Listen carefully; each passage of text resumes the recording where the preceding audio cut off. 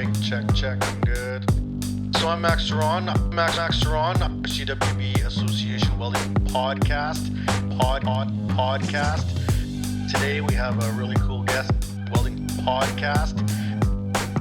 The show is about to begin. Hello and welcome to another edition of the CWB Association podcast. My name is Max Ceron, and as always, looking all over the country in North America for the best talent, best voices, and best stories I can find. Today we have a wonderful lady who I have been running into all over the place for the last couple of years at different conferences and meetings because she is involved in seemingly every project out there. We have Jill Timushka coming to us from Calgary, just outside of Calgary today. Jill, how are you doing? I'm doing well. Thank you so much for having me. I'm looking forward to the chat. It's a pleasure to be here. Well, I feel like I'm among professionals because you also have a podcast. I do have a podcast. Do you do mine? I'll do yours. Yeah, no, absolutely. We could do what we call a cross pod. I'm totally down with that. And, I feel like I'm going to be graded now. Are you going to be like, no, I wouldn't have done that. I wouldn't have said that. You have way more experience than I. I think I have 20 podcasts. You have like 140 by now, 130 some last time I checked. Wow, you're the pro. You'll be judging me, trust me. Well, let's just start at the start, all right? So you are just outside of Calgary right now, but is that your birthland? Where are your roots from? I was born in Edmonton, and when I was 3, we moved to Medicine Hat, which I spent most of my life. I have lived up near Calgary for the last 10 years. My son and I'm a single mom, been a single mom for 18 years. My son is 19 now. He's still with me. So him and I moved up here 10 years ago. We love it up here. We really, really love it up here. Medicine Hat was fine, but it was time to move on. There's a lot more to do here, and I love the mountains. I need to be closer to the mountains, right? So, I've never left. I've never lived anywhere other than Alberta. So why Calgary over Edmonton? There's more to do here, and it's closer to the mountains. Oh, you're going to get some people saying, no, what are you talking about? I know, but I'm an Oilers fan, just to make it even. I'm an Oilers fan. My dad was an Oilers fan, so was my son. The Oilers Stadium is absolutely beautiful. Yeah. I was there once. A friend of mine took me to an Oilers game once. I have been to a few more games here, usually when the Oilers are playing.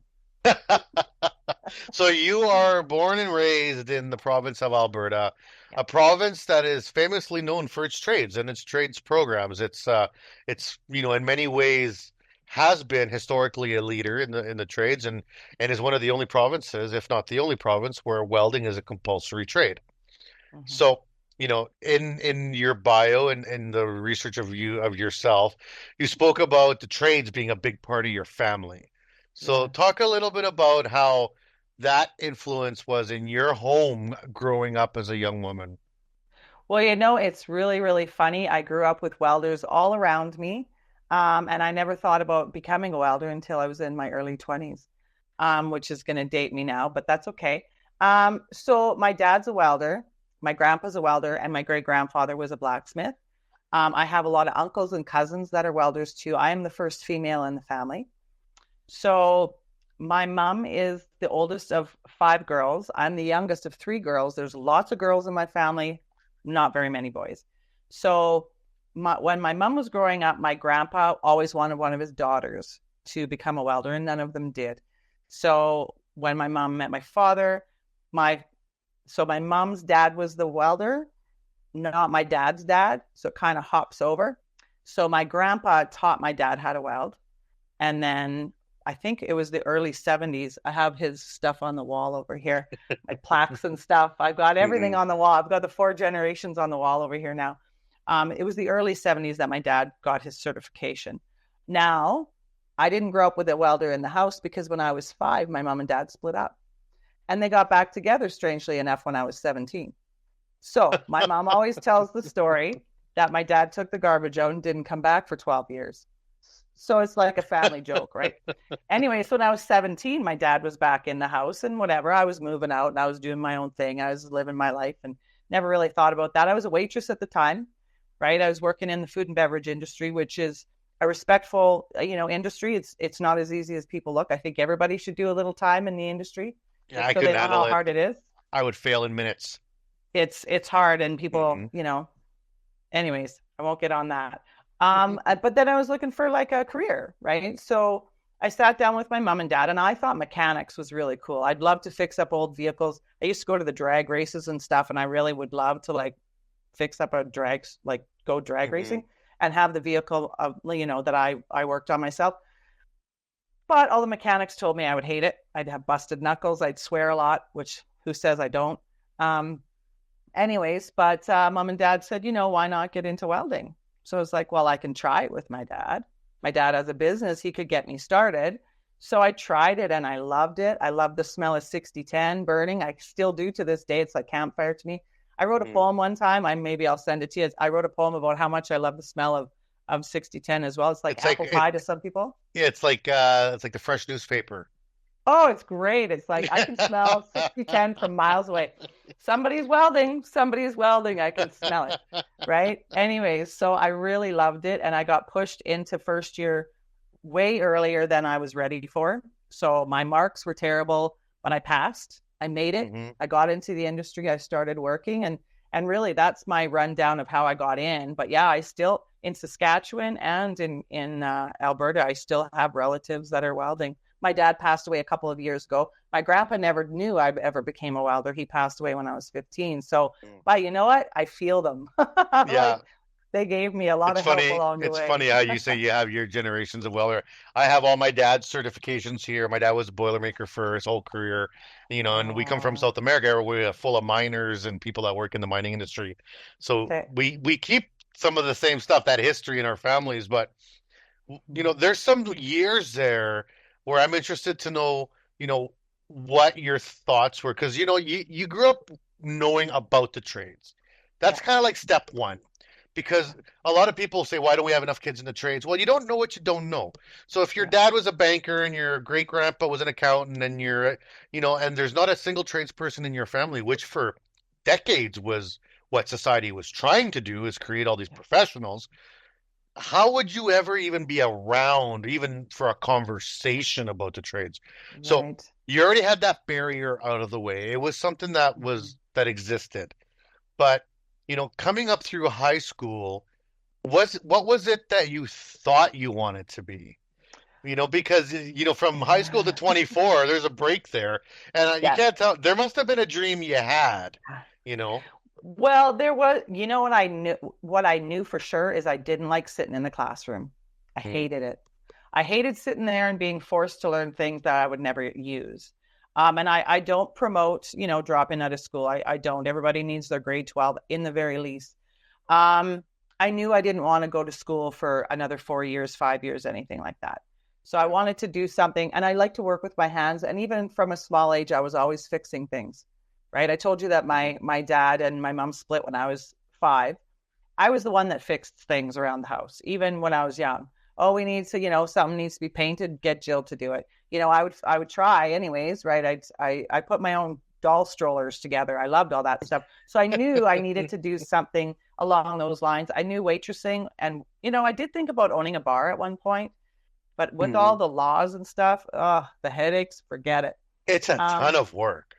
it is a ton of work, and no thanks, no thanks. I don't know. I've always been kind of proud of finished products or Hmm. projects, even projects. So to me, I kind of think I would have ended up in some sort. I probably would have been a mechanic, but I probably would have ended up in some sort of trade anyways. I Yeah, think it would have been harder for me to find that, right? Had I not yeah. had the support of my family. And I mean, honestly, the trades were not offered to me when I was in high school. Sure, go to home ec. Sure, go to, food studies, right? That's what we called it back then. Go Hmm. into, biology, which I hated.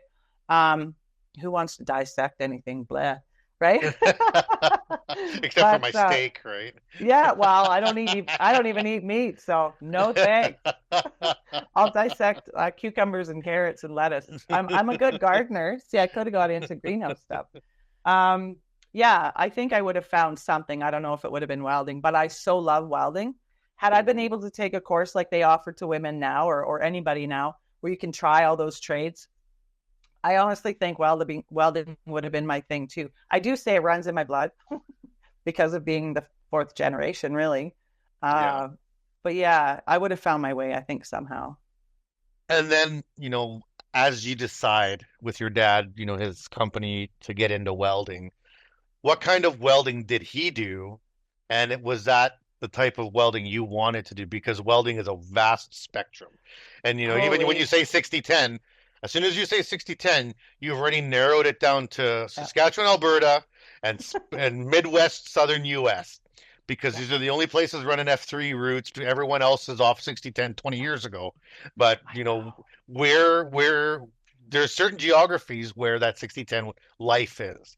So, I, I I couldn't imagine welding an open root pipe with anything but 6010. I have done it with MIG. I've done it rolling, obviously, yeah, yeah. spooling. We call it spooling with MIG.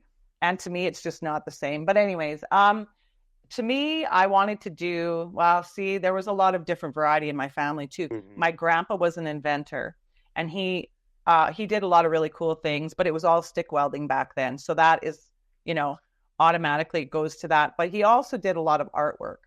He did Okay. those beautiful logs. Every one of his daughters has a log of a different kind. One has a lamp, one has an ashtray, one has, a bunch of stuff. So I am luckily getting all of those now, kind of collecting them because I'm the welder, the youngest. I'm the youngest welder and I'm not young.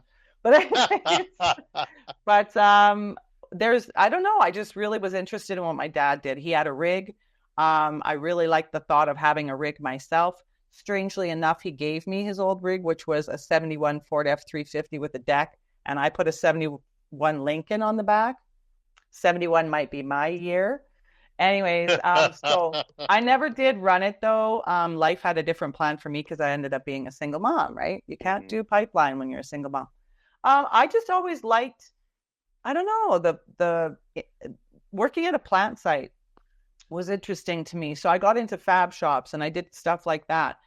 Not to say that, being an iron worker wouldn't be really cool or a boilermaker wouldn't be really cool because we all weld. It's just different welds, right? Structural Yeah. is very interesting too. And I've had the structural ticket before. And you have to have it now if you're going to do anything structural, right? As we know. I don't know. There was just something about the plant sites and fab Yeah. shops. Those are my two favorite things. Plant site shutdowns is my ultimate favorite because it's chaos for about 2 or 3 weeks, 12-hour shifts. You're exhausted, but there's lots of people and there's lots of things going on. Oh my God, something over there has happened. We opened up a vessel. There's worse stuff in it where we've got to, renew this whole string of pipe because it's been eaten out by acid.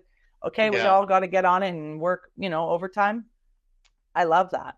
I love throw chaos at me. I do my best when I'm throwing that. It's Well, strange. it's so interesting because I cut my teeth working for a maintenance shop for the mill. So I was doing shutdowns, at least one week a month we'd do a shutdown, like a mini shutdowns, and then once a year you'd do your 2 or 3 week turnaround, or if they didn't, I'd go hit up the ironworkers and go do a mine shutdown because that was some easy cash, that you could go out there. Yeah. I always had my stainless ticket, so with my stainless, there's a lot you can do. Yes. But when I got divorced and became a single dad with 2 kids, I had to stop Hey. doing all Yeah. that stuff Yes. because Yes. and that's when I decided because I already at that point had my red seal in welding, and I decided to become a fabricator. And I wasn't sure if I would like the transition going to a shop and working, but an old mentor of mine from way back ended up being a foreman for a new division of a company that was just getting into a new product. And he's like, "Hey, we needed someone that I know can fabricate, run a crew. Do you want to Yeah. come work over here?" And I thought, well, this is going to be my chance to kind of get into lead hand, kind of position for a kind of a startup. And I got my first start into a real fab shop where we're just building, and I'm like designing jigs and worrying about flow of materials and how to structure the shop layout and machinery and all that stuff. And I fell in love with it. And Yeah. I would still pick up shutdowns here and there just for like, because it was like, "Hey, you know what? I'm gonna go take 2 weeks holidays and go up to mine," because there is something oddly fascinating about that. Like, I mean, you go on a 2 or 3 week shutdown, you run into one or two people but you work with about 100, and you become friends with everyone by the end of the Yes. third week, and Yeah. you're like best friends forever. Like, I know you have that connection and nobody can take that away from you. no, And I love that. And the chaos yeah, is, yeah, is so fun. And that's another thing I love about being in the trades. I just told you my family is filled with women. My mom has Hmm. sisters. I only have sisters. I mean, we do. My mom got married, obviously, to my dad, and I have uncles, and I do have a couple too, male cousins. But now I have all these brothers, right? All my trades Hmm. brothers, and it's Yeah. awesome because we give each other such a hard time. Probably less damaging than growing up with them. I don't have scars from them usually, unless they burn me or something. But it's so much fun. I have so many brothers right now, and we stay in touch, and it's all cool and fun. Hmm. But the shutdown life is really cool because then you do go to the next shutdown and you see, hey, weren't you at that other shutdown? And oh my God, it's been 3 years since I saw you at that shutdown, down in Medicine Hat or whatever. It's so much fun. I love it. I just worked a shutdown last year. I have Still, been. oh man, Yeah, I've been in the office job or teaching or whatever for the last like say 6 years. But yeah, I did a shutdown down there. It's the Canadian fertilizer plant. I was there even before I was a B pressure welder. First time I think I was there was a journey person, whatever you want to call it. And yeah, and my dad's worked there. My son's father works there. My sister even did wow. some time. She's a nurse. She filled in for the nurse when she was on holidays. Like my whole family has spent time there, it seems. My son's half brother is a welder there now too. So it's just like I had to go. And I got to be a foreman down there too this time. So it was like the best. It was hot though. I think it was like 40 degrees most of the time I was there. It was either like The minus 10 last or 40. the last shutdown I did, it's gotta be, oh geez, 8 years ago. I'm 47, so it would have been like right around 40 years old. And I thought I was gonna die. Like I mean, granted, it was with the ironworkers. I used to do shutdowns with the pipe fitters when I had my pressure tickets, but they've all expired.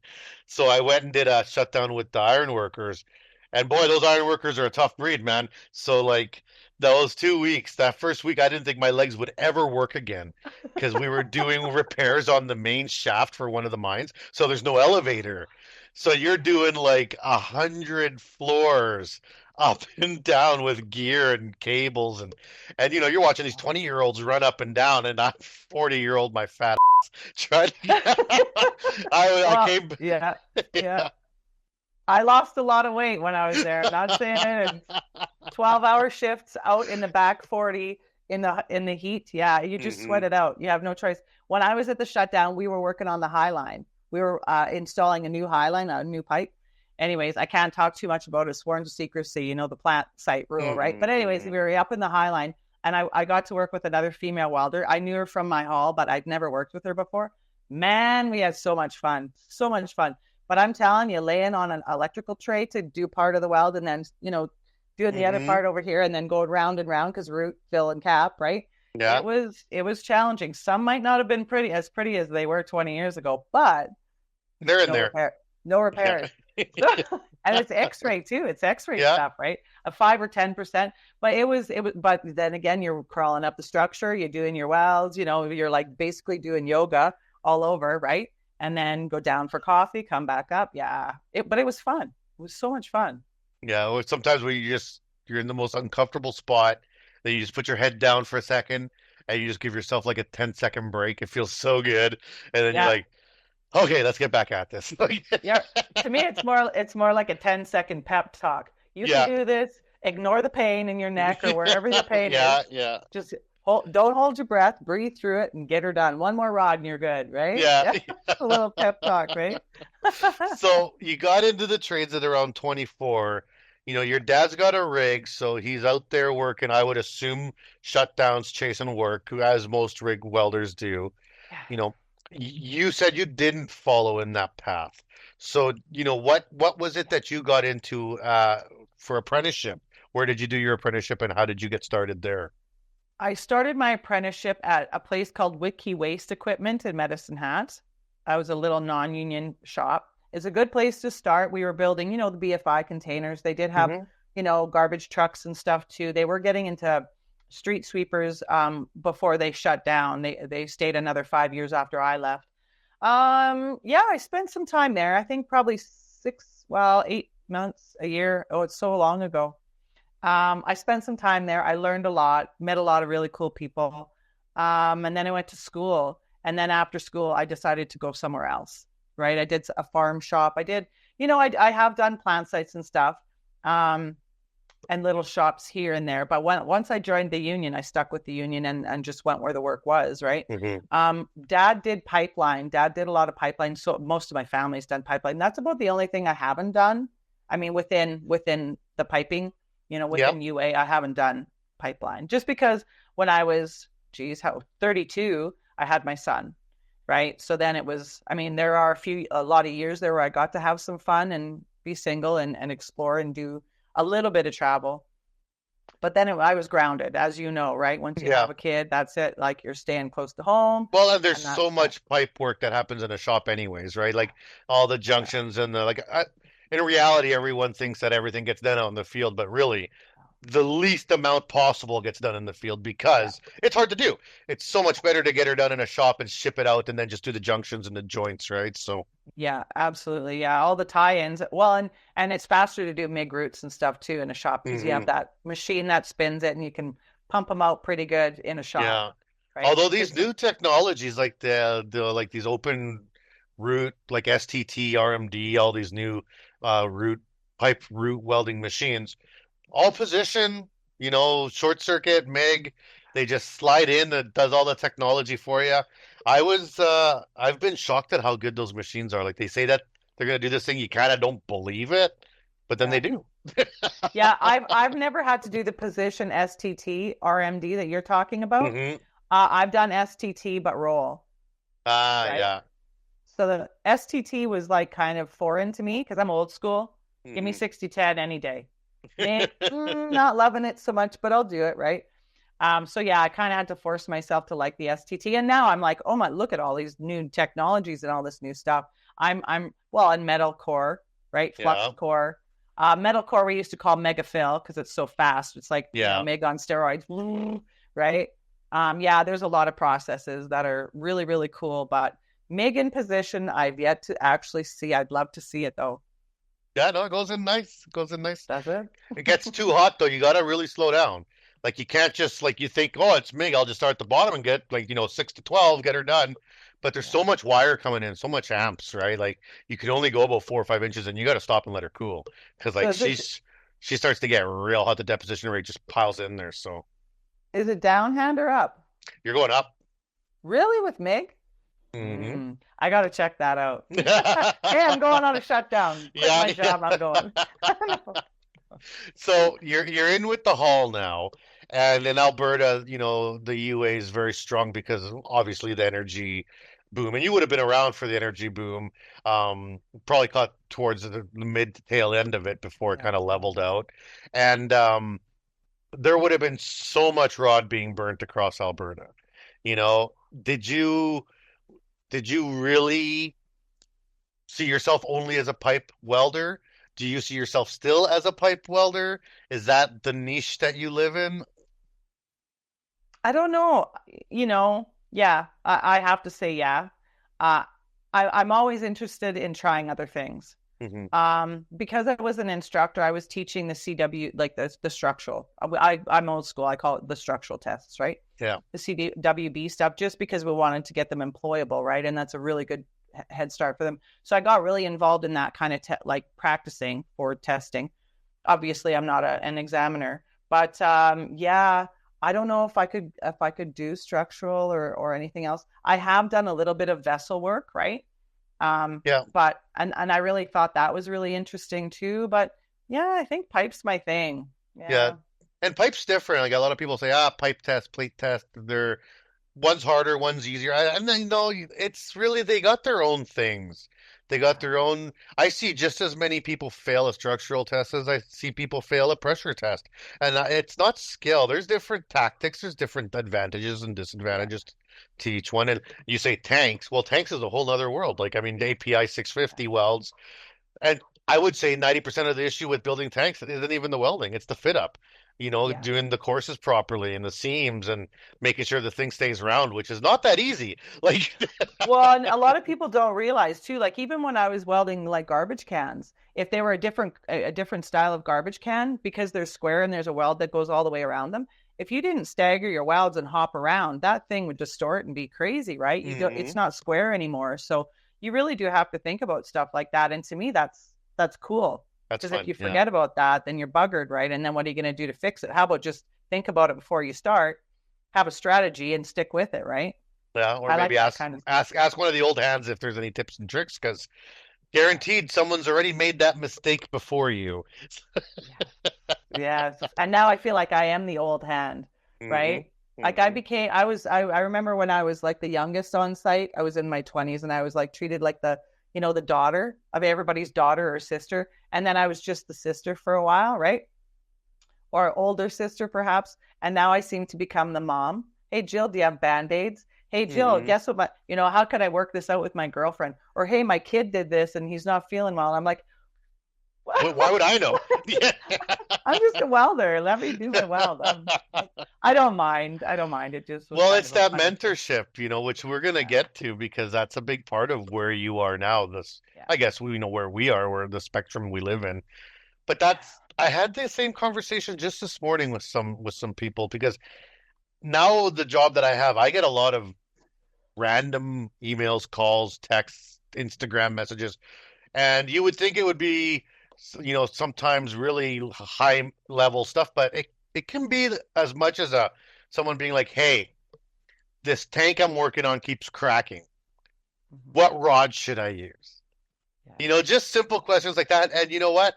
I love answering those. All that stuff you can figure out kind of by accident or by mistake throughout your career. Yeah. It's like you wish you could just put it in a book and just let everyone have access to it, you Exactly. know? Exactly. And you know what I really like to do when there's apprentices around that are asking me questions, which I have been out of it for like 6 or 7 years, except for that one shutdown I did last year. I like to ask them what they think the reason is and what they Hmm. think they should do to correct it and why. Like, don't not put them on the spot. Just say, Yeah, well, why do you think that happened? Do you think you're using like, did you put enough preheat in that? Is that why it cracked? And did you check the procedure? Because everything has a procedure now. What did the everything. procedure Yeah. say? Are you using too high of a rod size? Because I know a lot of the hot shots come in there and they want to put a root in with 732 or like what some giant like let's put a quarter inch in. Let's use a quarter inch rod and then I only have to do 2 passes. It's like, what? What are you doing, right? 180 It's amps, pile it in there. Yeah. yeah. And sometimes even, like the hot pass. Sometimes I've had that happen to me where the boss is like, we need you to go faster. And I'm like, you know what? I understand faster. I understand the inch count in a day. But if I put a fatter rod, like a wider rod or a fatter pass on my hot pass, my root's gonna droop, right? My Hmm. root's gonna be too heavy. That's what happened. Oh, why is your root too heavy? Why do you have to like thin it back, right? Well, too Yeah. hot. Like and but I like to have other people figure out why that's happening, right? Like what would you do to correct this? And let's have a discussion about it. Because I like to train them to start thinking about that. The Right? problem Figure it solving. out on Yeah. your own. Yeah. Yeah. I mean, I do that with my kid all the time. Well, why do you think you're in trouble, young man? He's probably like, "Oh, not this It's again." like, oh man. Come on, mom. I just didn't wash the dishes. Leave me alone. All right, well, you know what? This is a great time to take a break, because now we're gonna go to our sponsors, and when we get back, I'd really like to get into, where your career led into, because we got you out there, we got you welding, you're working in the shops, but now you're sitting at a desk. So something happened, right? Something happened. Something So happened. so don't go anywhere. We'll be right back here with Jill Timushka here on the CWB Association podcast. The CWB Association is new and improved and focused on you. We offer a free membership with lots of benefits to anyone interested in joining an association that is passionate about welding. We are committed to educating, informing, and connecting our workforce. Gain access to your free digital publication of the Weld magazine, free online training, conferences, and lots of giveaways. Reach out to your local CWB Association chapter today to connect with other welding professionals and share welding as a trade in your community.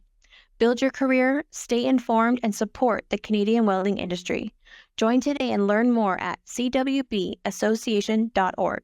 And we are back And we here, yeah, CWB Association podcast. My name is Max Ceron, and we're here with Jill, who has worked for the UA for a large part of her career, but now works for CBTU. yes. Talk to me about what you do now, and then we'll try to connect the dots between then and now. Oh wow, it's been such a journey, man. I'd write a book, but nobody would believe it. So CBTU is Canada's Building Trades Unions. I work for Apprenticeship Services right now, so my position is a temporary position. I've been doing this since September, and the project ends at the end of March in 2024. So what we do is we offer the apprenticeship grants, which I don't know if anybody has heard about that. There are some competitors that are offering the same grant. We are the only one that offers it to unionized contractors, right? So we work with our affiliated unions, and it's across the country. It's a national program. So my position is regional coordinator. I look after Alberta, Saskatchewan, and Manitoba. I also work with a diversity liaison who works obviously in the diversity side, but we both reach out to the contractors. Because I'm heavily involved in union, I'm the one that reaches out to the unions themselves and talks to the business managers and dispatch and kind of creates that relationship, which of course is very easy to do because I love the industry, right? I might not know all the trades, but I have a pretty good understanding of how unions work. I've been in the union for a really long time, and I love the brotherhood, sisterhood, and how things just work and flow. So we have a goal, right, of how many contractors or apprentices really we want to bring in. The whole goal of the program is to bring more people into the trades. So the grant is for new first-year apprentices in Red Seal trades. Each contractor can apply for 2 new first-year apprentices per fiscal year. Our fiscal year ends at the end of March. So our second fiscal year just began April 1st of 2023. So I spend a lot of time calling these contractors, reaching out to them. If there's an issue with their application, then I call them and say, hey, maybe we need an AIT number that we don't have yet, which is their apprenticeship number. It's just, we reach out and it's really good connections. I've talked to so many people. It's really good to connect, and that I'm passionate about. I'm also passionate about bringing people into the trades, right? Which I also do on the side, which is a whole different conversation. But that's what I do for a living right now. Before this job, I was working a shutdown. So yeah, well, it's that's an amazing program. It's basically $5,000 for a first year apprentice, and $10,000 if you're part of a designated group, which could be a newcomer, person of color, immigrant, or Indigenous, I believe. I think there's a few in there. Yeah. Women in the trades, Indigenous, newcomers, LGBTQ plus, or anybody underrepresented. Yeah. So, I mean, this is fantastic. You said there's a number of agencies working with them. Well, at the CWB, we have to work with all of them. So we're working with many of the same agencies because we don't technically recruit. We don't hire, we don't fire, we don't recruit. We just support, right? So we just are constantly trying to direct people to be like, oh, you're in a union, you need to go here. You're non-union, you go here. But everyone's got to get in on this because when the feds want to give money away, you take it. Exactly. And part of my pitch is I say, you're looking at up to $20,000 for 2 new first year apprentices per fiscal year. So when we were in the first fiscal year, I was saying, you can get $20,000 now, and then after April 1st, 20,000 more. There are some stipulations, of course. You have to be under 500 employees at the time that you apply. So there are some contractors that are right around 500 or over 500 in the busy time. So they have to wait until they're slower. It's, and our program offers courses for the apprentices. They have to take 2 courses, which are Introduction to Mentorship for Apprentices and Introduction to Diversity and Inclusion, in order for them to, the contractor to qualify for the program to be approved. But the apprentice also gets sort of what I call a membership with Skill Plan, the course providers, which Skill Plan, if you know anything about Skill Plan, they're fantastic. And this apprentice can take other courses that will benefit them in their apprenticeship, for the next, 3, 4, or 5 years, however long their apprenticeship is. So, and that is like, there's mental health in there, there's money matters, there's, help with math, there's help with, examination anxiety. There's all kinds of courses that you can take in there. So of course, I think our apprenticeship, grants are the best. And I'm not just saying that. And it's a very simple application for us. But anyways, little plug for the company there. But you do have an advantage, is that you're catering to the unions, because the unions already have an established mentorship program. Whereas outside of the unions, the same people that are trying to work with this apprenticeship, grants, have to supply that mentorship externally because it's not built in to private industry necessarily. I mean, there's very few private companies in Canada that actively have a mentorship program in their company. And then they wonder why they don't have the retention. Well, mentorship and clear pathways are a massive, massive selling point to keeping good talent. Yeah, exactly, exactly. Well, and with our program too, we do allow the contractors to take the courses as well. Mhm. We can send them. It's a different link. We go through a different way, but yeah, they can take the courses too, which are not for the mentee, they're for the mentor, right? Because obviously the apprentice is going to be the mentee, right? In our case. So, Yeah. this, at CBTU, this is now working with all unions or any and all unions. So, All the affiliated unions, the okay. affiliated building trades union, So right? which So so which yeah, are just those? building trades. Oh man, I'm on the spot now. Well, I actually have a little cheat sheet here. Good thing you asked me that. So we've got bricklayers, heat and frost, electricians, of course, UA, right? The operators, so the OEs, the painters, iron workers, Liuna, cement masons, sheet metal, teamsters, and GUA. Now, not all of our unions. I mean, yeah, did I miss any? I'm sorry if I missed any. Those are just what I have on my sheet here. There are some, like Boilermakers are members of the CBTU, but they're not members necessarily of the provincial chapters, Mhm. right? So like in my province, Building Trades of Alberta, they're not members of the Building Trades of Alberta, but they are members of the CBTU, so the national. So they are part of our program. We do reach out to them. And then we've got like unions like the Teamsters that don't really have a red seal trade. And then we have like some are complicated where like Liuna doesn't really have a first year apprentice. They're members of Yeah. ours. So there's wins and there's losses throughout. It's the federal government who decided which trades are going to be covered. And there is the trade of heavy, I think it's called heavy equipment technician now. Heavy duty mechanic is what we generally used to call it, Yep. or I still do. That was missed, and that should have been included in this because the whole point of the program is to fill the skilled trades worker Gaps. Yeah. shortage. Yeah, the gaps, right? And heavy equipment technician is huge. There's a major cry for people in that trade, right? So for that to be missed, maybe if they do continue the program on after the end of March 2024, hopefully that we can bring that trade in, right? So I wonder if that was a miss thinking that they're the same thing as a millwright because I hear that often they get lumped into the same group and they are not the same job. no, no, no, no, no.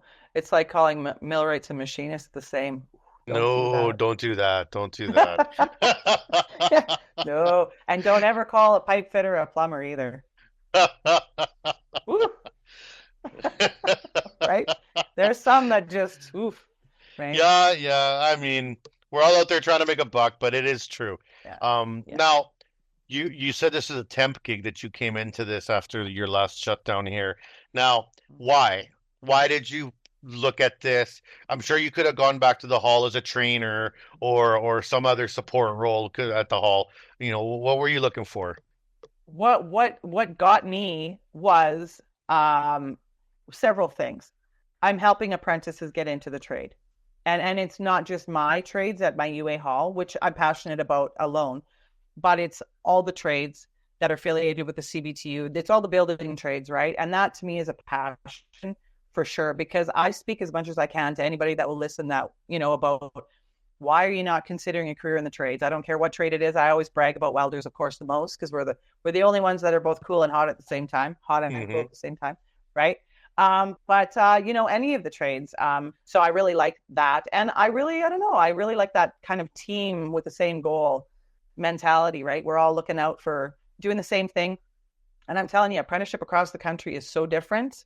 Sometimes I Oh, help I out the know. Ontario team, and it's like somebody asks me a question about apprenticeship, and I'm like, you know what? Can I refer you to my colleague because your apprenticeship is old. I mean, even welders Yeah. in Ontario is very different than welders in Alberta. You're not allowed really to weld in Alberta unless you're in an apprenticeship or you have a journeyman certification, journey person, right? So yeah, it's different. I that was my passion. It was the team thing. It was the national, and it was helping bring more people into the trades.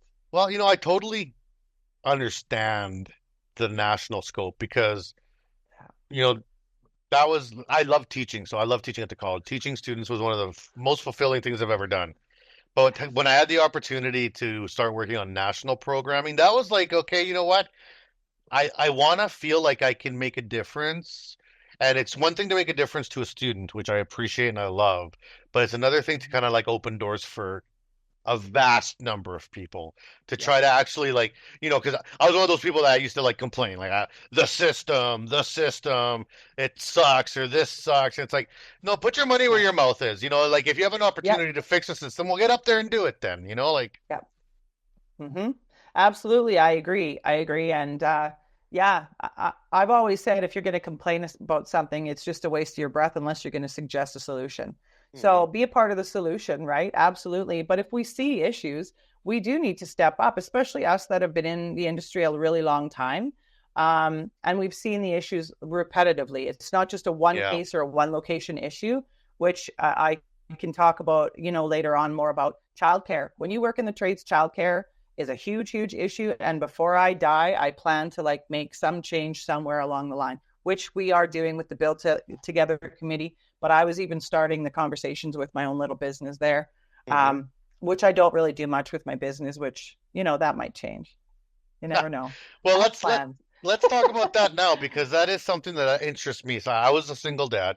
Thank God I had, a brother. My family, my sister and my parents moved to Vancouver when I was young. They left me behind basically.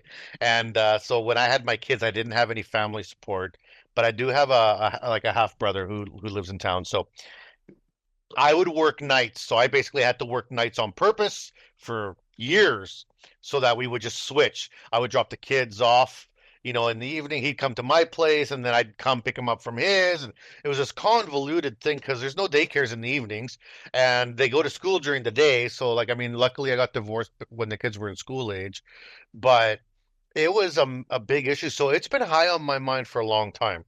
And working for the association now, or running the association, I get to basically look at what we can offer membership, as the unions do too. Basically, I'm trying to run this association. It's basically a free union for welders. So when I look at childcare, that's a big nut to tackle because how do you do that? You can't guarantee spots, number one. Like that's Yeah. outside of my control. That is Yeah. based on provincial governments, how many spots Yeah. there is, the number of people, is there credits? Is there a tax rebate? Is there what can be done? And I would love to hear your thoughts on how you It's, approach that. through all my years of having to deal with it, because my son was 10 months old when we were out on our own. And his So father is out. yeah, Yeah, that's really young. that's That's like tough. Yeah. daycare. That's Yeah. daycare. And then of course all the years, right? And his dad would help out if I had to work weekends. We had a great relationship. I was all good there. So if I wanted to make up some of the time I missed and work a Saturday, he was with his dad and it was all fantastic. But when you're a single parent, even when you're not, so even when you're both two working parents, how do you juggle this childcare stuff? Because a lot of our shifts, and it's not just our industry, it's medical industry, it's a lot of industries where your shift starts at 6 a.m. Yeah, or you're on 5 the road at a.m. or 7 4:30. a.m. Yeah, yeah. Yeah, and childcare doesn't open that early. Or sometimes you have to work a 10-hour shift. And I mean, I don't want to leave my son, or I don't think anybody should be leaving their kid in daycare for 13 hours a day. That's a really tough day. If it's the odd time, well, it is what it is. To me, it's a very simple fix. And I think the government needs to step in, whether it's federal or provincial, get them to start opening up earlier and getting them to start staying open later, do a night shift and do weekends. It's really not that hard of a fix. But why would they do it if at first it's not well received? They're going to lose money because they're paying people to be there early. Maybe the kids aren't there. The government should step in and put in incentive programs so that they can come early. They can hire people. Well, and they should pay them more because they don't get paid very much. Yeah, and pay them more. Yeah. And I'm on board for that too. The night shift, it could be like a big sleepover party. I don't know. I'm not a daycare person. All the power to them because I could never do that. I have one kid and that's enough. I don't want 15 kids in my house. Forget it. But weekends, why not make a weekend available, right? Why not do a Or Saturday like and a a Sunday camp. shift? It's almost like a Yeah, camp, like they go to the lake yeah, canoeing or something. yeah, But I mean, there's costs there, there's money there. But let me tell you, most of the people that are in the trades, the money's not the problem. It's the organizing and the no, time and the yeah. place. You know, It is. um, Yeah, one of the thoughts I had, and this is when I was working at a big company here in town, when we went through a spurt where we hired a whole bunch of Somalians and people from Eastern Africa, and they were all Muslim, and they were either Islamic or Muslim faith. And one day, one of the non-Muslim employees came up to me to complain and say, why do these people keep, disappearing 3 times a day for 15 minutes. yeah, And so I yeah, didn't know. I was ignorant. So the best way to cure ignorance is to ask. So yep, so I went over and I yep, asked one of the fellas and I said, what's going on? I heard you guys are stepping away, every, 2 or 3 times a day. And he's like, well, we got to pray. It's part of our religion. We have to pray. yep, And I'm like, well, where do you go? It's like, right, well, we have these mats that we roll out and we have to do it for X amount of time, X number of days. I'm like, well, where you've been doing it? It's like, well, we've been doing it in the bathroom because we don't want to like inconvenience everyone. And I immediately felt terrible. I'm yep, like, that's not fair. Number one, we are a company that recruited you. We brought hundreds of people from your part of the world. And so the onus is on me as your foreman now to accommodate. So we took an old break room that wasn't even being used. It was used for storage, and we made it a prayer room. Okay, so now this is your room. perfect. This is your prayer room. And Yeah, instead of the second coffee break, which is 15 minutes, we'll get rid of that second coffee break. You work through it, but now you get 3 5-minute breaks throughout the day to go pray. yeah, Deal. Everyone's happy. yeah, yeah, Right? Like this yeah, is not rocket science. This is just me exactly. not making people be like, "Oh, you need to conform to our way." No, that's dumb. No, That's not right. no, So right. when I look at childcare, I've thought about this, but this is obviously something that would only work for large companies. On-site childcare, where the company itself opens up a childcare facility, Hmm. so you got your kids technically at work with you. They're Yeah, right there around the corner. And most large welding shops are not in town. They're a little bit out of town. Usually, yeah, it's not a bus place. Usually most places you can't take a bus to. So I've thought like, what if these companies, I bet if the federal government could give some grants and say, look, you build a, 60-person childcare facility on site for your employees, um, we'll help with whatever monies or whatever it works. It comes maybe directly off your check. You don't even have to pay for it. yeah. I've thought about this and I think that that would be Hmm. an awesome thing to offer, but it only works for a certain size of company. You, Yeah, yeah, and I'm going to play devil's advocate because with hmm Build Together, we did put a thing together, and I'm gonna tell you about that in a second. Build Together kind of broke into a little subcommittee, and we threw around these ideas, and that of course came up. hmm But so devil's advocate, um, maybe I'm speaking from experience. My son hates it when I talk about him, but not every child can go into just any childcare facility. right, right. Some need, They don't all fit. different, better education, quieter places, or maybe more stimulating places, or, hmm like you do have to find the right fit for your child. So that would, Accommodations, yeah. yeah, that might work for, a lot of children, but it might not work for all children, right? And you don't want, if it's a dangerous site, like a plant site, you really don't want them that close in case No, no, something like happens, right? So, explosions and gases yeah, or, let's have them a block or two away. But that is another idea. So with Build Together, this subcommittee that we put together, and I think it's about a year and a half ago we started the project. It's completed. We have a website, we have brochures, we have cards we hand out, and we pitch industry, but we pitch mostly union because we want to start making change for the signatory contractors to perhaps maybe agree to work it into the work agreement, right? Mhm. Where I mean, okay, so it's called Supporting Working Parents. So the website is supportingworkingparents.com, or is it .ca? Sorry, I have a brochure right over there I can grab. I think it's actually .ca. So we have options. We have a whole list of options that are there. Getting government to support the idea of opening like I said earlier, Mhm. opening earlier, staying up later, night shift, weekends. There's also working it into the contract agreement that maybe we could have different shifts. So I can't remember what I named it, but oh goodness. Too many thoughts going on in my head. I want to tell you everything all at once, and they're all trying to come out all at the same time. I'm too excited. So second shift, that's what I called second shift, where, and this I actually did a few times at a few different locations, where if the shift actually starts at 6, I have to come in at 7:30 because that's the earliest I can get there. So my shift is now 7:30 until whatever time they decide to close. If I can get an extra hour and a half that I lost in the morning, that's all great. But usually I didn't. Yeah. So now I'm an hour and a half less a day than everybody else, which affects my paycheck, which affects my life, which affects all of it. So a lot of times if I was working that Saturday, it wasn't really overtime for me. Yeah, it was just making, catch up. making it up to catch up and make it a 40-hour work week. But I always came in, because but at least you had the accommodation because right. we had that same thing at our last place where one of the younger guys had a couldn't drop off his kid till 7:30. And initially my boss above me was like, well, that's not going to work. I was like, well, really, why not? Like, yeah. Well, the other guys are going to complain. Are they?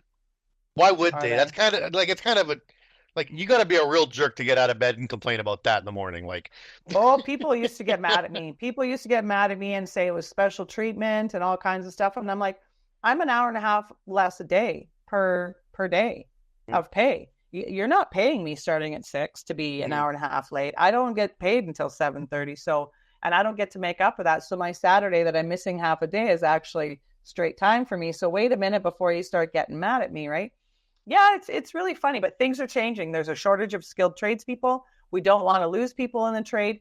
And when I was doing some research for some other projects that I did about childcare, we find that a lot of people leave the trades, whether they're journeyman or apprentice, when they have a family. That's when they leave because the hours they can't do the hours that are required of them when they have small children. And that's a shame because a lot of people are really passionate about working in the trades and that's your prime working years too. And it's good pay. And it is, and it's benefits, all that. Yeah.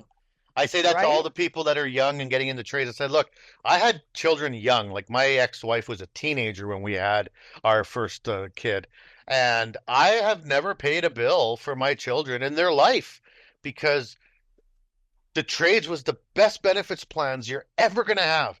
I've worked for government, provincial and federally. I've worked for private. I've worked for now CWB. I've worked for colleges.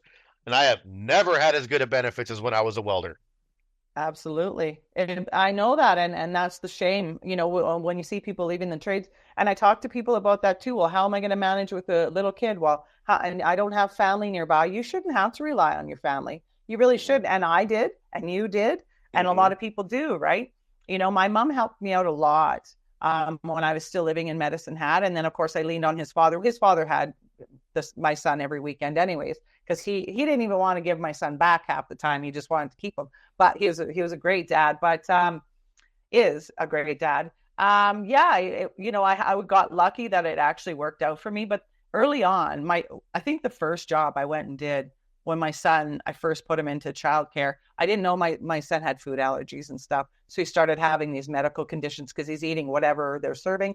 Then I started just bringing his lunch and I didn't know. He had a dairy allergy. I had no idea, right, before that.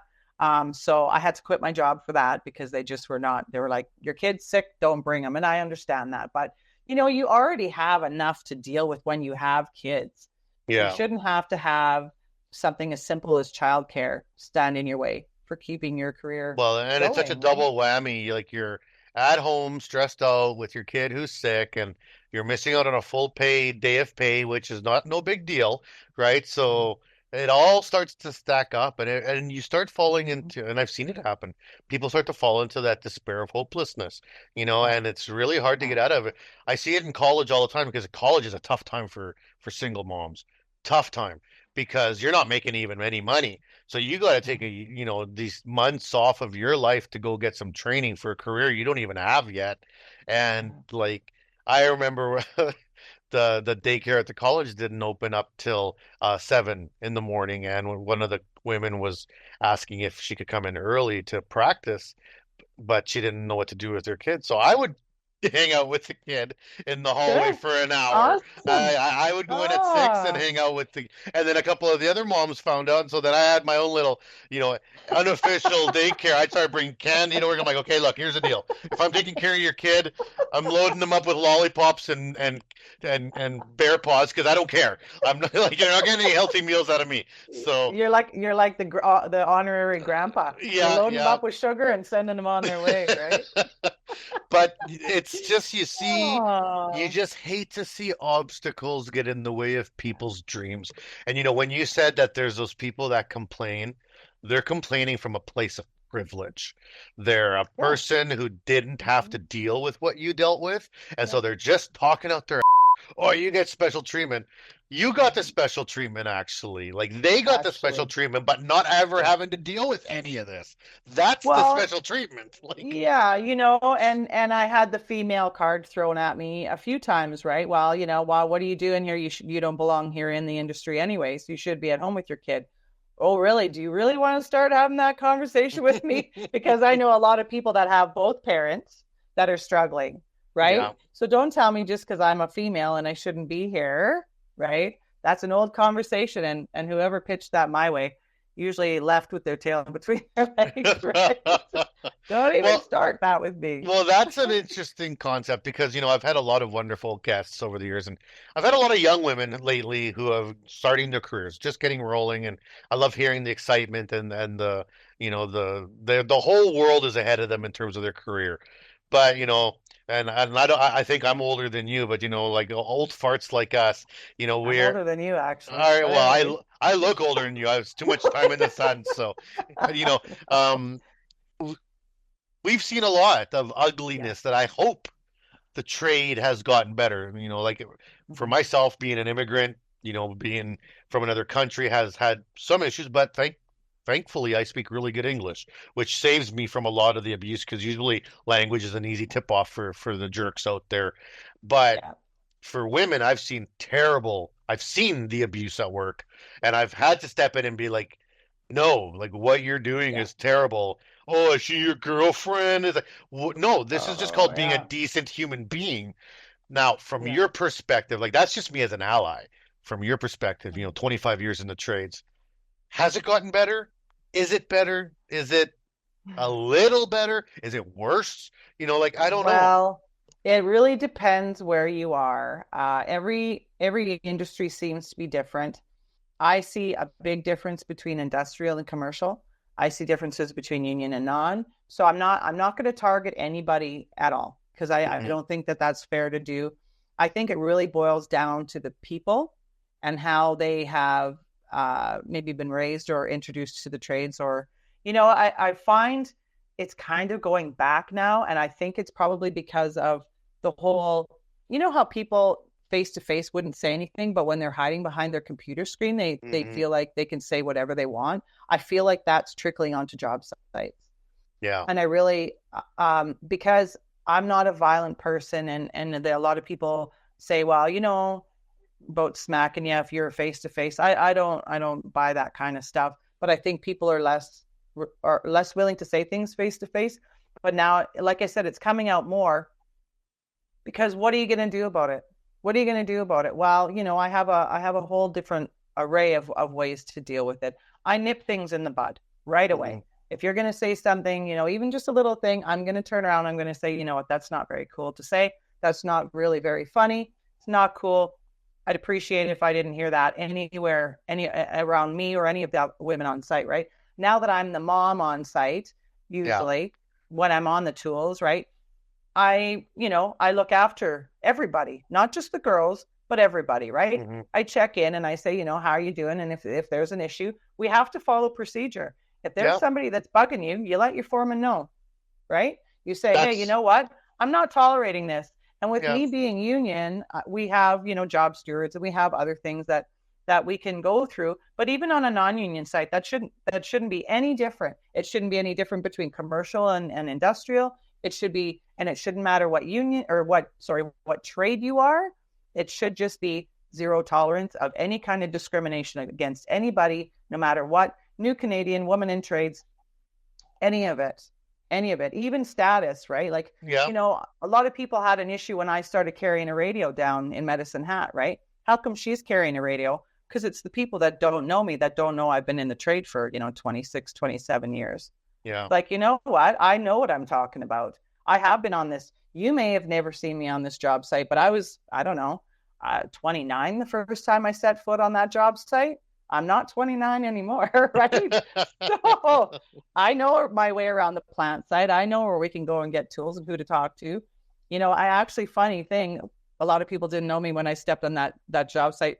And there's an apprentice that used to call me the mayor of Medicine Hat, because everybody that would walk by would say, "Hey, Jill, I haven't seen you in a long time. How you doing?" Right? It's like, "Hey, oh my God," right? So, anyways, but back to the discrimination stuff.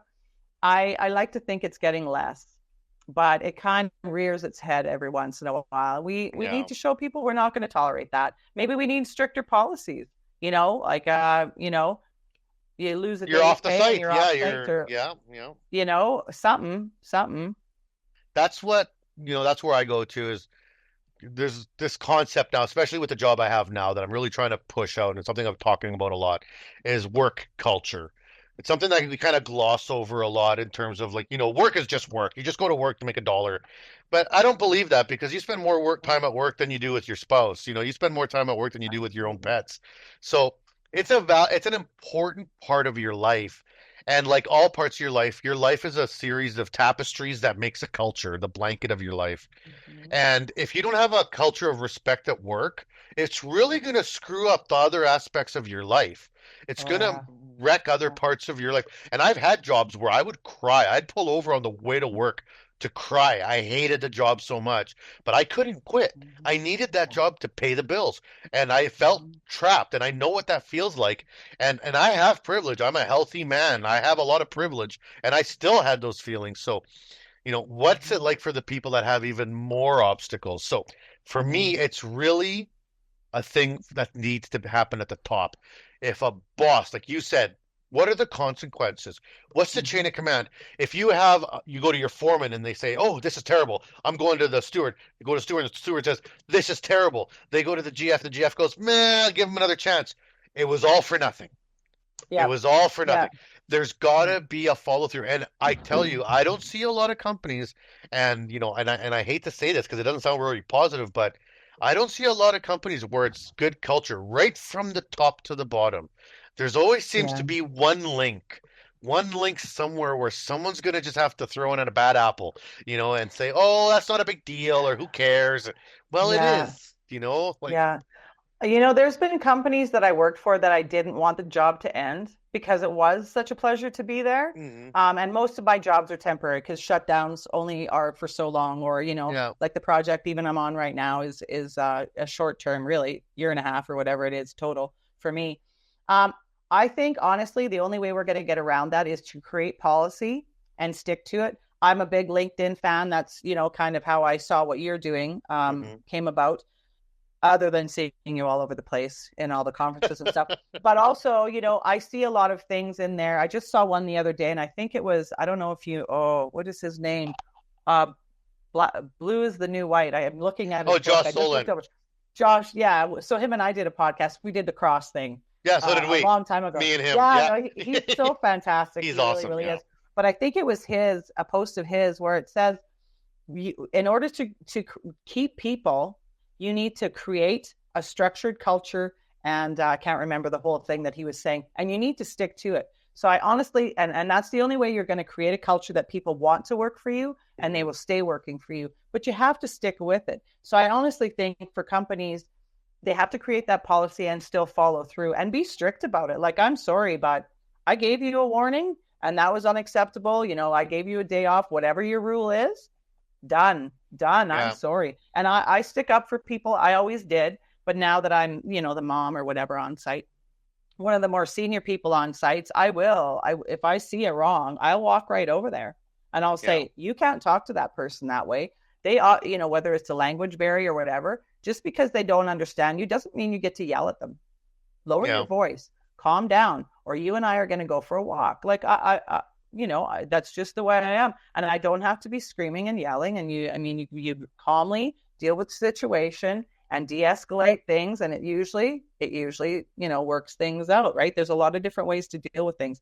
Calm and patience and peaceful is the way to go, right? And those jerks at work are not popular. It's not like they have a bunch of people rooting for them.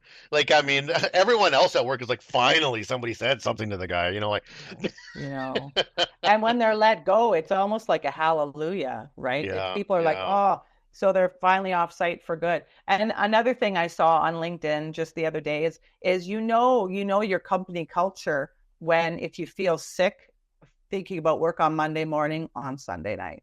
Mm-hmm. That is a good indication whether you have a good, healthy work culture or not. And I mean, we've all been in those positions where it's like, you know what? I'm not looking forward to going to work on Monday. Yeah. Right? And that's too bad. Yeah. It is. It's a tough spot to be in, especially when you feel like you have no choice, which is a psychological thing, because trust me, in the trades, people that are listening to this podcast, you always got a choice. Always got there's always a move for you, and trust, and you're not going to go backwards. It doesn't happen. If you don't like your job, start looking for another one. Just bounce. Don't worry about it. You'll be okay. Well, yes, absolutely. 110%. There's a lot of work out there, and tons and tons and tons. There's a shortage of tradespeople right now, so you can go anywhere. And if you're Red Seal or you're apprentice, you can hop to another province even. Explore the country. That's another benefit about being in the trades. But I really like the show of the support for mental health these days as well. Yeah. Not only do we have benefits, but people could take a mental health day if you work for a good company. Just say, you know what, I'm stressed out about whatever family, whatever financial, whatever. Or even work. Yeah, even work. You know what? I'm struggling, whatever. I need a mental health day. Okay, take care. Call me if you need me. I found way more kind and caring foremen, supervisors in the last 8 years than I had, the whole time I've been here. And I've worked for a lot of really good companies. And to throw in my shameless plug, because you got a couple, so I'm going to throw in one here, is that the CWB Association, we offer free DEI courses once a month now, as a member. So you can go, we offer a 2-hour class for free, and we have stuff like allyship, microaggressions, how to handle aggression at work. We have stuff like even just upskilling, like help with math and word processing and Excel. These things, like, if you're program it once a month. We offer these classes. Tell your boss you're taking a couple hours off in the afternoon to sit in front of the computer. You're learning something.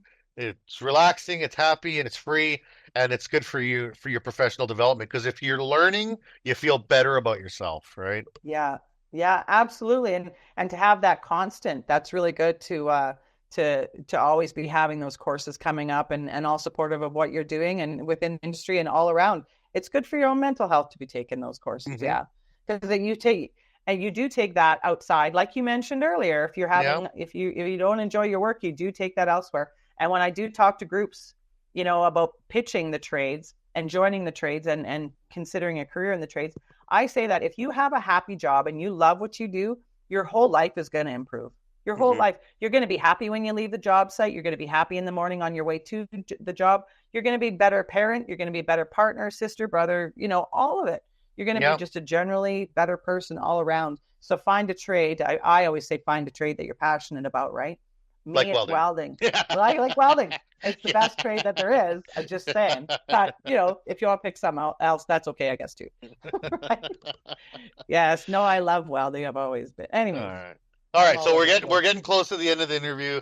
Daniela always tries to keep me on track at under an hour. We blew past an hour a while ago, but but I did want to talk to you about a couple of the other things you got going on. So we did talk about your podcast a little bit. So you Trailblazers, right? Trailblazers. And is that still going? Is that something ongoing for you? How does it work? Who gets on there? Tell us about it. Well, okay. So the reason I created Trailblazers Inc. Was to share the stories of trailblazing tradeswomen in order to inspire others to join the trades. So again, all trades, not just the best welders, but all of the trades, right? So that's where it started. COVID hit. I had different plans, but COVID hit, so I had to keep it to the podcast, and that ended up being a year and a half of doing that. And then of course I'm working all over the place, doing things, changing, single mom life. It just gets crazy, right? Working full time plus doing podcasts. So I think I have about 24 podcasts right now. Yeah. And they're not all of just women. Like I said, I did one with Josh Zolan. I did one for International Women's Day. I did one to support the LGBTQ2 plus or Community, yeah. community. Yes, thank you. I did one to honor my father when he passed away. I've done some different ones, right? So let's just say there's 20 women there, and I think it's really important to do video podcasts, especially for that, because they can see the woman, they can relate to maybe what she looks like, or her story, or her background, or her age, even, right? I've got older women, I've got younger women, I've got some apprentices. Most of them are experienced journey women, journey persons, journeymen, whatever you want to call it. I think that's really important to get the stories out there, because a lot of women don't think that they can do this, right? But they can. And I've got other plans for Trailblazers, right? So when this job wraps up, or maybe before this job wraps up, I'm working on some stuff, right? Maybe it's time for Trailblazers to expand a little bit. I had a whole lot of ideas in my head when I started it. They're all written down in a book. Anytime I have a new idea, it goes in that book. It's time to review the book and shake it up a little. There's that entrepreneurial spirit of your grandfather in you there. Oh, well, I've had 2 other businesses as well, right? But Trailblazers, if I can do a little plug, my podcasts are on YouTube. So Trailblazers Inc. on YouTube. I'm also on Spotify. Oh goodness, my head is just trying to tell you too many things at once. There's another one that I can't remember, but yes, they're out there. And I have a website, trailblazersinc.ca.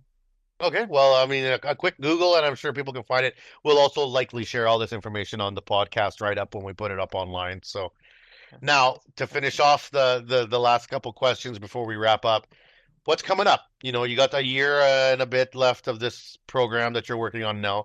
What's coming up for you outside of that? Is there conferences? Is there anything you're promoting? Anything we should know about? Anything with the UA that's cool? We've got some conferences coming up. Nothing that the public can be invited to. Building Trades of Alberta conference is coming. UA conference. CBTU has an annual conference, obviously, right? Anybody involved with CBTU is aware of that. We just had ours. Was it May? It wasn't that long ago, May or June. But for me personally, I don't really know. It's nobody really knows what my next steps are. I've got a lot to choose from for me personally. When this project is over, I might go back into being an instructor. I've been an instructor off and on, since, I don't know, 2005. It just depends on what's going on, right? Mm-hmm. I really do enjoy that for the same reasons you said before. I have my level 2 weld inspection, and I've never really done it. So that is really interesting to me. My grandpa was a welding inspector, so I kind of, there's that kind of draw. I don't know. Starting the business. Yeah, I've got a few things cooking that I don't want to mention until they come out, but I'll let you know. Well, I'm sure I'm way too busy. I'm sure I'll run into you somewhere and we'll talk about it. I'll get the spicy meatballs out of you somehow. I'll figure it out. Yeah. I'll walk around with 10 different business cards from one of them. It'll be like I'm playing poker. Here, these are all my 5 cards for what I'm doing. Take one. Or just one big business card with all the Yeah. And, okay, so let's see, how are we going to wrap this up? Let's talk a little bit about in terms of,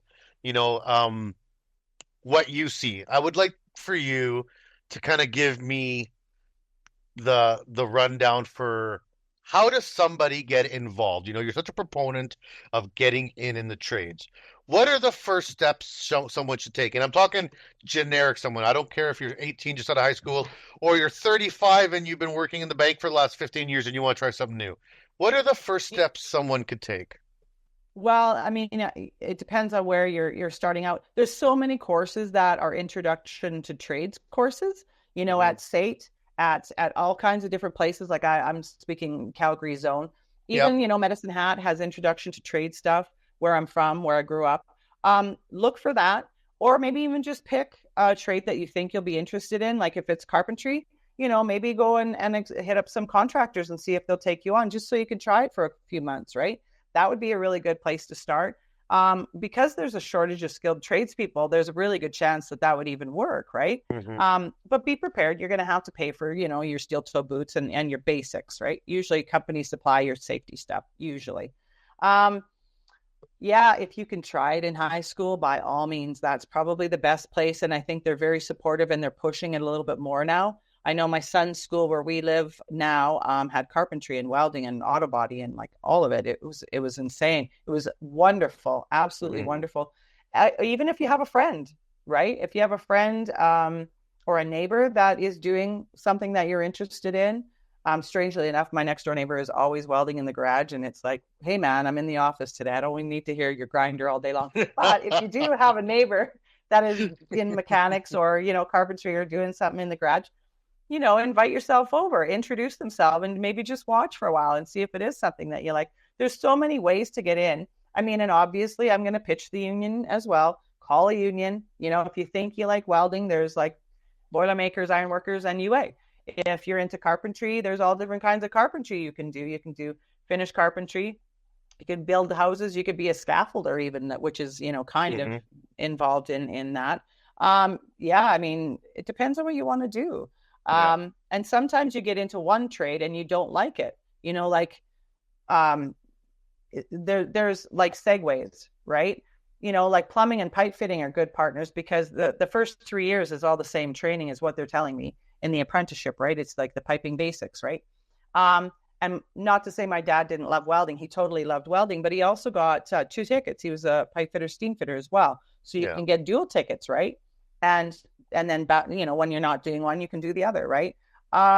There's a lot of industries that kind of work well together. Yeah, like, right? I mean, I know a lot of pipe fitters that are red seal welders separately.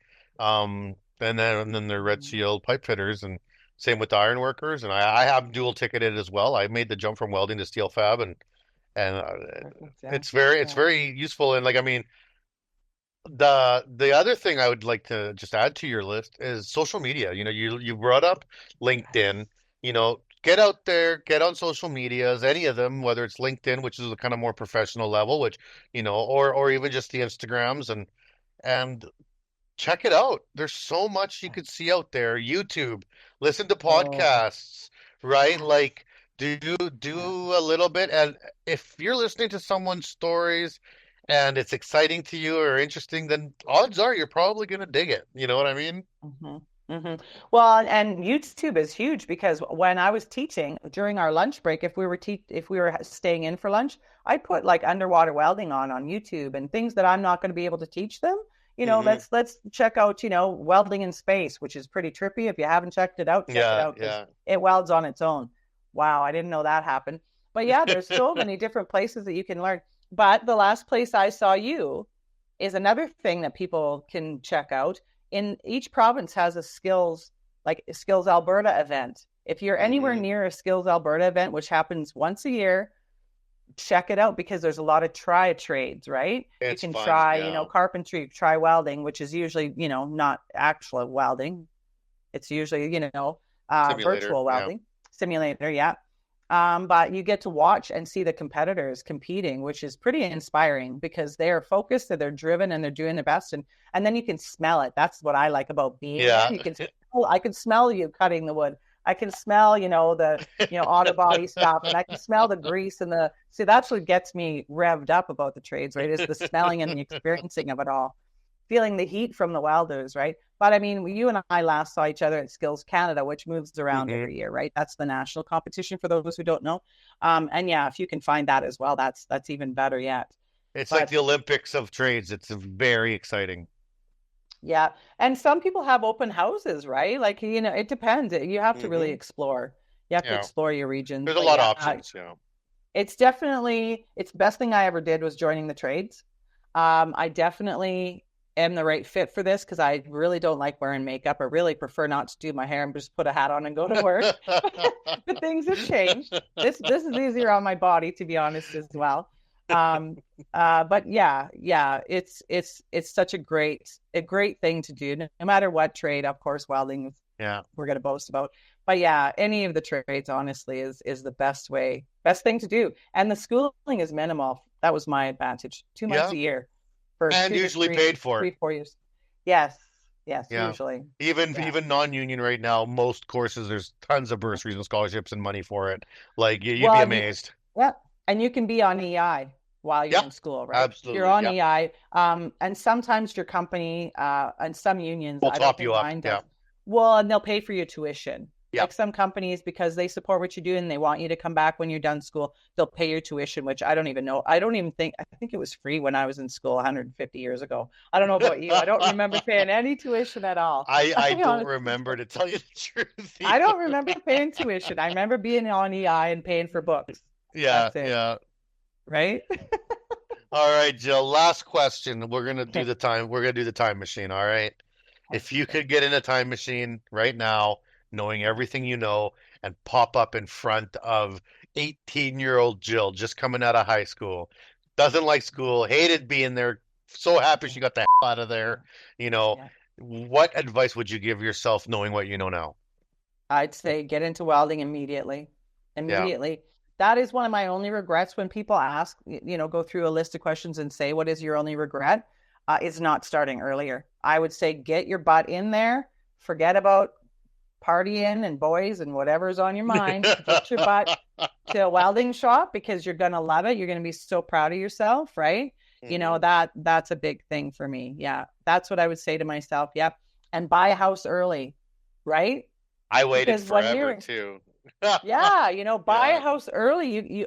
People don't realize, and I don't boast about I don't want people to come into the trades for the wage, but it is a big part. You're going to be making good money early. You won't struggle financially as much. That I'd be yelling that to Jill right in her face.